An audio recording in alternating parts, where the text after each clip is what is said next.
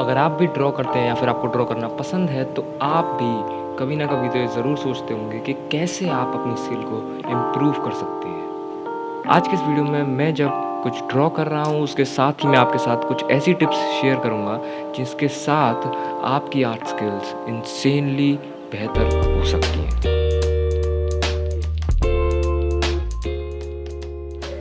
किसी भी चीज़ में बेहतर होने के लिए हमें कुछ चीज़ें करनी पड़ती हैं, जैसे कि उस चीज़ को बार बार करना। आज हम कुछ ऐसी चीज़ों के बारे में बात करेंगे जो ऑब्वियस हैं, आपको दिखती नहीं, और कुछ ऐसी चीज़ें जो कि ऑब्वियस नहीं है बट बहुत ज़्यादा हेल्प करती हैं। मैंने इस वीडियो में कुछ ऐसी 5 टिप्स चूज़ करी हैं जिनसे कि आप बहुत ज़्यादा बेहतर हो सकते हैं। Let's start with number 1, limit your supplies.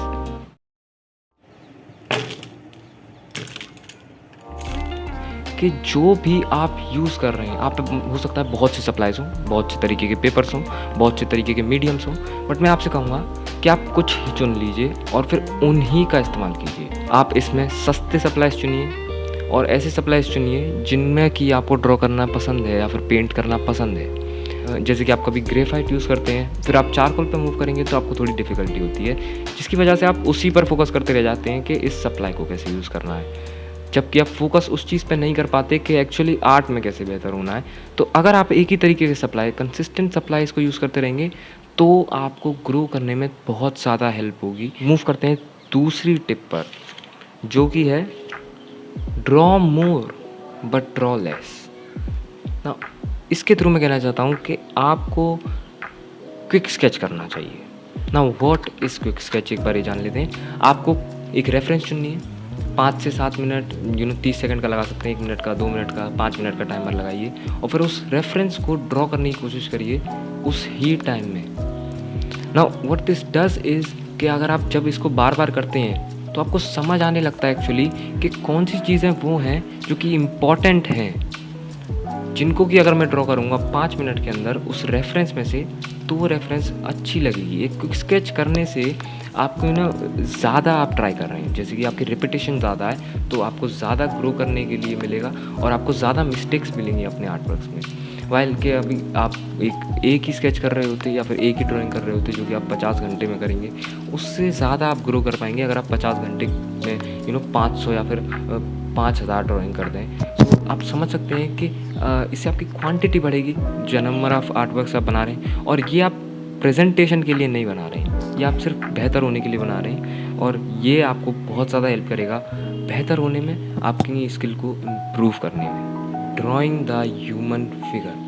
ना, ये टिप मैं क्यों दे रहा हूँ? ह्यूमन फिगर को ड्रॉ करने से आप ड्राइंग पे बेहतर होंगे, ये कैसे कह सकते हैं? एक ह्यूमन फिगर को ड्रॉ करने में जो भी स्किल सेट रिक्वायर्ड होते हैं, अगर आपके पास वो हैं तो आप कुछ भी ड्रॉ कर सकते हैं, लिटरली कुछ भी ड्रॉ कर सकते हैं। तो इसका मतलब है अगर आप फिगर को बेहतर ड्रॉ कर सकते हैं तो आप किसी भी चीज़ को बेहतर ड्रॉ कर सकते हैं। आप हर चीज़ सीख जाएंगे अगर आप फिगर ड्रॉ करना प्रैक्टिस करते हैं। अगर आप फिगर ड्राइंग प्रैक्टिस करेंगे तो आप कुछ भी ड्रॉ करने में बेहतर हो सकते हैं। इसलिए फिगर को ड्रॉ करना बहुत ज़्यादा हेल्पफुल हो सकता है, क्योंकि इसमें रिक्वायरमेंट्स होती हैं स्किल, जैसे कि जेस्चर की नॉलेज होनी चाहिए, आपको स्ट्रक्चर की नॉलेज होनी चाहिए, आपको फॉर्म की नॉलेज होनी चाहिए, और अगर आपको इन सब चीज़ों की नॉलेज है तो आप कुछ भी ड्रॉ कर सकते हैं बहुत ही बेहतरीन तरीके से। कॉपी अदर आर्टिस्ट्स, और आपको दूसरे आर्टिस्ट को कॉपी करना चाहिए जो कि आपको डिज़ायरेबल लगते हैं।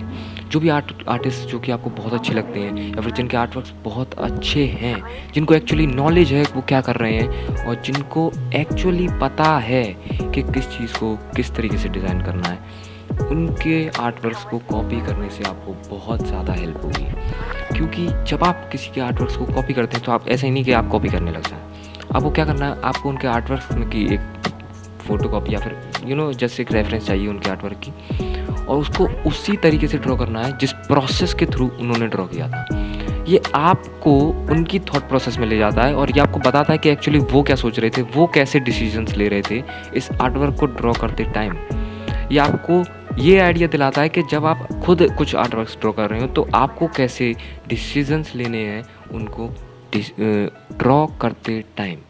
तो ये आपको बहुत ज़्यादा हेल्प करेगा इम्प्रूव करने में, ये आपको हेल्प करेगा उनकी टेक्निक्स को समझने में, जिनको कि फिर आप अपने आर्ट वर्क्स में भी यूज़ कर सकते हैं। Get better at fundamentals.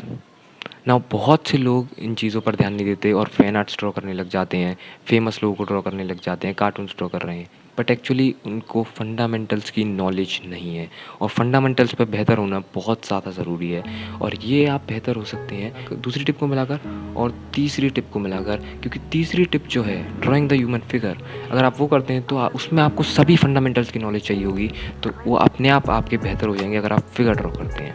और फंडामेंटल्स के कुछ के नाम लूँ तो वो हैं कुछ ऐसे।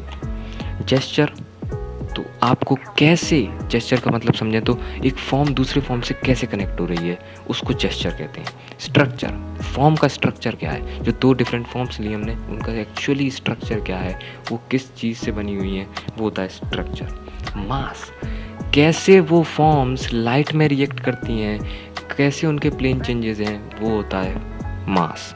पर्सपेक्टिव, किस व्यू से उस फॉर्म को देखें तो किस तरीके की दिखेगी, view point is called perspective. Value और कलर, वैल्यू और कलर बेसिकली ये है कि आप एक एक किसी भी ऑब्जेक्ट को टाइल्स में डिवाइड कर दीजिए और ईच इंडिविजुअल टाइल की एक वैल्यू होगी, एक कलर होगा, वो कहाँ पर कैसे पुट करना है इसकी नॉलेज आपको होनी चाहिए और ये आपको होगी स्ट्रक्चर और मास के थ्रू।